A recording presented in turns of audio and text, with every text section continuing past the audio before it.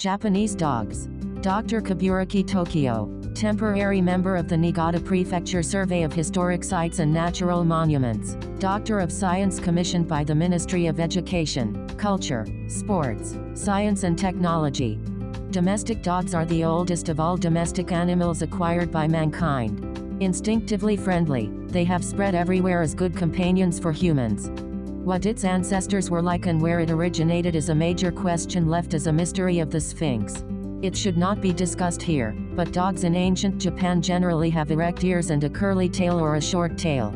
Over the course of its long history, the dog has been actively killed or infected with the blood of various dogs. As a result, it has almost become extinct. However, from 1931, when Akita Inu was designated as a natural monument, Japanese dogs became wonderfully popular. The Japanese dog craze was fueled by the cry for true recognition of the Japanese spirit, with a reduction to nationalistic sentiments. If you want a dog, you should get a Japanese dog, and the Japanese dog finally became the star of the dog world. Did ancient Japanese dogs really have erect ears that could be moved by muscular development? It is impossible to determine this from dog skeletons found in shell mounds unless there are ancient dog mummies. The most promising sources sufficient for studying this point are clay figurines excavated from shell middens and Ane period sites. Traditionally, all dog-shaped clay figurines excavated with Jomon and Yayoi earthenware have been in the form of standing ears. In the more culturally advanced Bronze Age and historical periods, patterns appearing on ceremonial vessels, bronze bells, and haniwa, clay figures, all depict dogs with erect ears. Additionally, dogs with erect ears also appear in artworks such as the Takayama Temple illustrated hand scrolls and the Shiji Mountain Enji, which were painted by the Toba monk during the Fujiwara period. Furthermore, the lion figure modeled after a dog, housed at Gakuanji Temple, also features prominent erect ears. In numerous illustrated hand scrolls, picture books, and decorative coins from later periods, most dogs are depicted with erect ears. However, it seems that dogs with drooping ears began to appear starting from the Kamakura period. Throughout the Ashikaga period, illustrated hand scrolls and picture books began to feature a few dogs with drooping ears.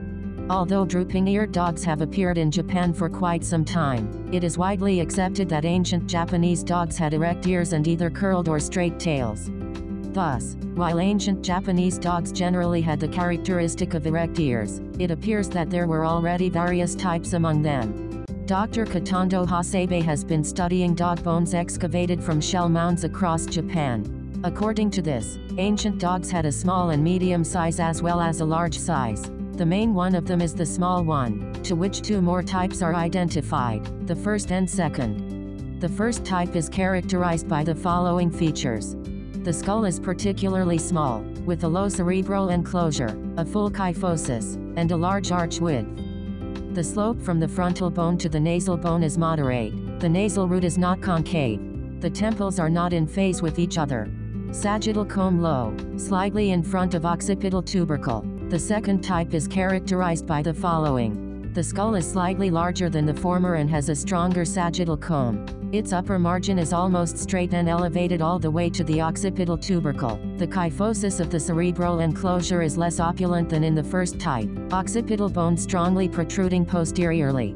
The occipital bone protrudes strongly posteriorly. In contrast to the first type, the second type features a noticeable stop. The first type, which lacks this stop, is no longer seen today but seems to have been quite common in ancient times. Thus, in ancient times, there were already dogs of various shapes and sizes. It is thought that the so-called Japanese dog as we see it today was created as a result of the influence of various dogs over the course of its long history. There are many different body types of Japanese dogs found in various parts of the world today. How they should be classified is an important question, but one that is far from easy to resolve. The late Dr. Shazaburo Watase once said that dogs from Honshu, Shikoku, and Kyushu could be classified into at least 3 lines: the large northernmost, medium-sized medium northern, and small southern. Today, many people classify Japanese dogs into 3 types: large, medium, and small. Large dogs are represented by the fat-fleshed, curly-tailed Akita dog, which is common in the Otot region and stands about 60 centimeters tall. This may be a tang dog with drooping ears and short coat bred after the Kamakura period, 1185 to 1333, or a large dog of northern origin, such as the Sakhalin dog, which mixed with native medium-sized dogs and became fixed in the breed.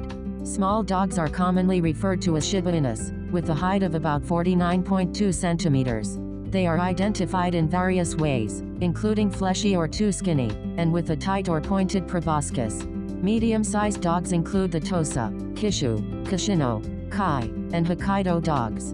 Hokkaido dogs and Kai dogs, in particular, should be regarded as small of medium size. The following breeds were each designated as natural monuments in the following years. Akita Inu, 1931, Kai dog, 1933, Kishu and Koshi Inu, 1934, Shiba Inu, 1936, Tosa and Hokkaido Inu, 1937. The lines of Japanese dogs kept in Niigata Prefecture were examined in Niigata, Sanjo, Nagaoka, and Kashiwazaki on September 10 and 11, 1938. They were mainly of the Shiba Inu lineage, with many belonging to the Hida, Mino, and Shinano lines. Large Akita Inu are rare, and among the medium-sized dogs, most appear to be mixed breeds, including Shiba Inu and Kishu Inu, with very few notable examples. Therefore, it is reasonable to consider that the primary type of Japanese dog in Niigata Prefecture is the Shiba Inu. There are two types of Japanese dogs, the so-called boar dog type, which is fleshy, and the so-called deer dog type, which is too thin. Akita dogs, Hokkaido dogs, Kashin dogs, Kishu dogs, and Tosa dogs are predominantly the former type. Kai dogs are mainly the latter. Both types are common in Shiba Inus. In general, females are slightly longer in stature than males. If the male's body length is 100, the female's is about 110. Females seem to lack the body tone of males. The best dogs have a sturdy, lean body that gives them a somewhat rustic appearance.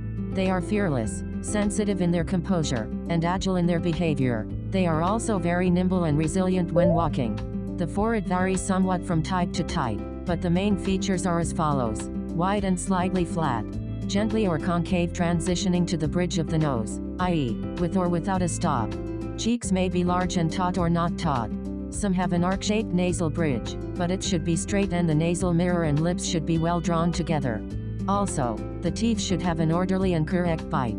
The rhinarium is usually black, but in white dogs, it often has a purplish or pale pink tint.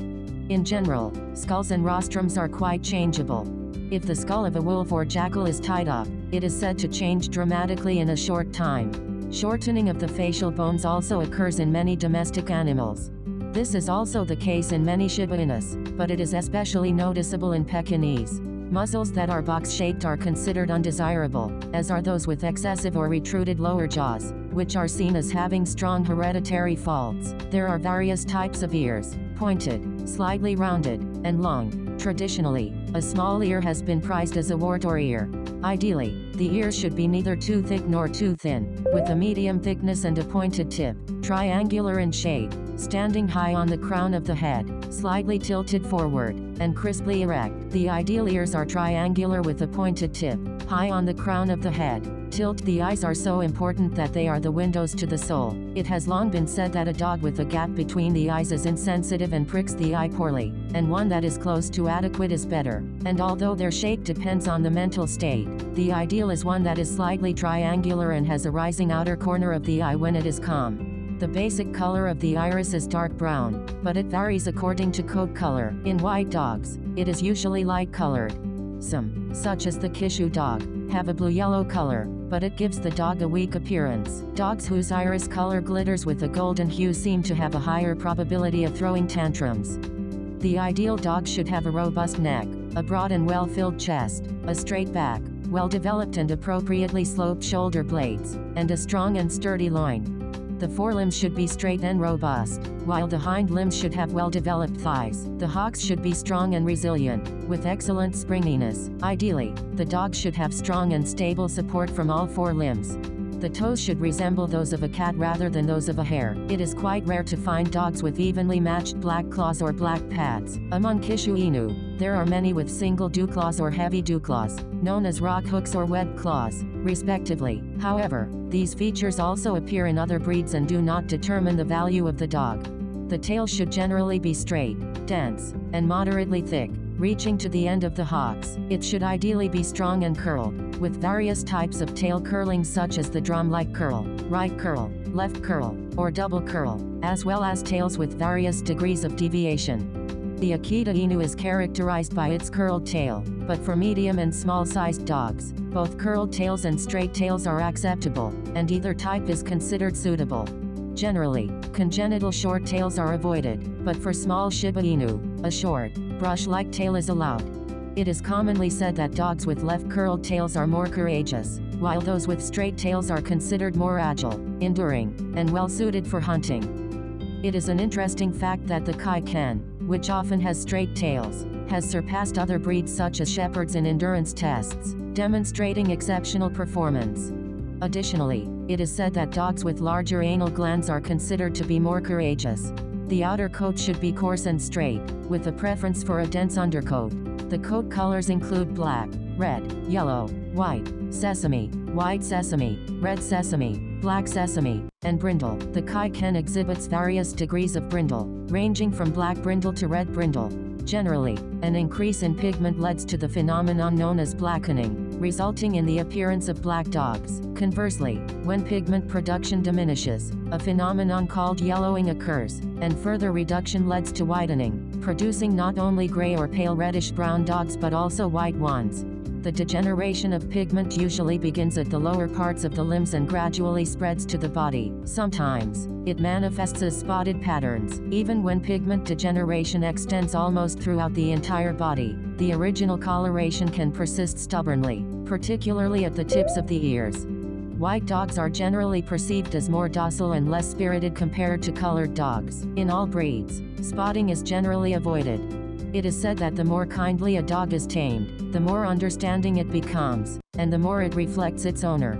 In fact, a dog's instincts can be altered to some extent by training, and dogs have been bred for military, police, and many other purposes.